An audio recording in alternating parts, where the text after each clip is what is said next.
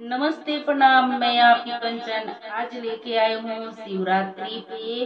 सावन के महीना चल रहा है तो भोले शंकर की याद करते हुए भोले शंकर का भजन लेके आई हूँ। अगर हमारा भोले शंकर का भजन अच्छा लगे तो वीडियो को लाइक करें, चैनल को सब्सक्राइब करें, हमें सपोर्ट करें दोस्तों, और वीडियो को फुल वॉच करके देखिएगा। तो चलिए हम सुना देते हैं।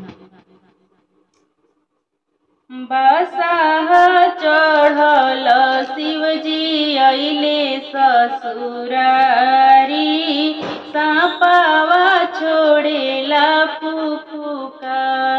अरे माई बसाहा चढ़ल शिवजी अइले ससुरारी, सापावा छोड़ेला फुफुकार।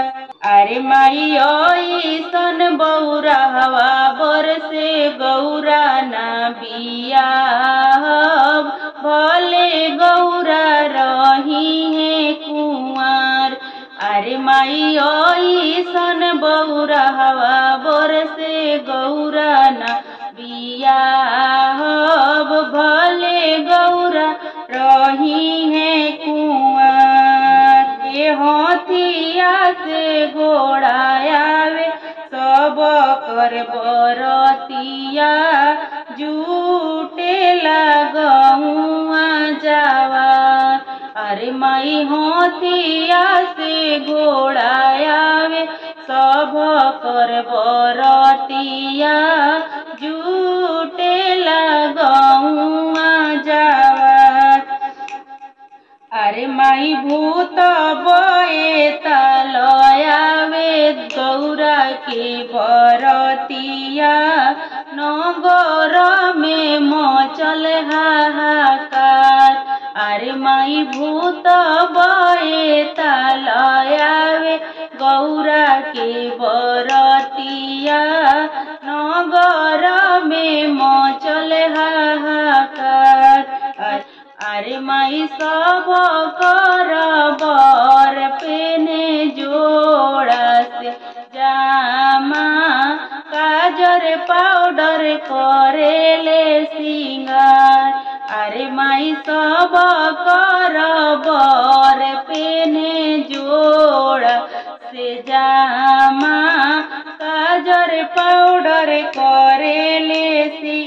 अरे माई भोला बौरावा पहिरे मिरिगा के छालावा, भभूति लगवले लीलार।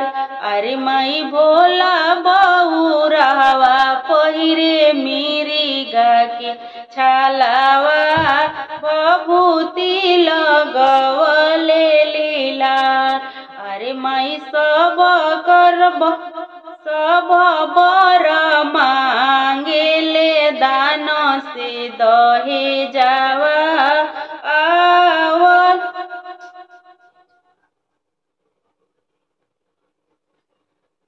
अरे माई सब कर सब बर मांगेले दान से दहे जावा आवले ब्याहन ससुरार। अरे माई सब कर बर मांगे दान से दहे जावा आवले ब्याहन ससुरार। अरे माई बोला भंगिया भंगिया खातिर खिसियाइले, दूल्हा के कैसन संस्कार। अरे माई भोला भंगिया भंगिया खातिर खिसियाइले, दूल्हा के कैसन संस्कार। पर नाही परी छेली मैना महतारी, देत बाड़ी गारी हजार।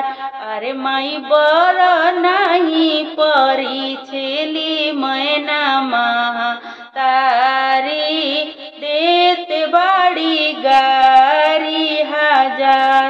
अरे बर नहीं परी छेली मैना महतारी, देत बाड़ी गा अरे माई आँखो तोहर फूटो ए नारद अगुआ नामावा हंसइल हमार। अरे माई आँखो तोहरो फूटो ए नारद अगुआ नामावा हंसइल हमार। कलशा के ओते बोलेली गौरा रखी स्वामी लजिया हमार।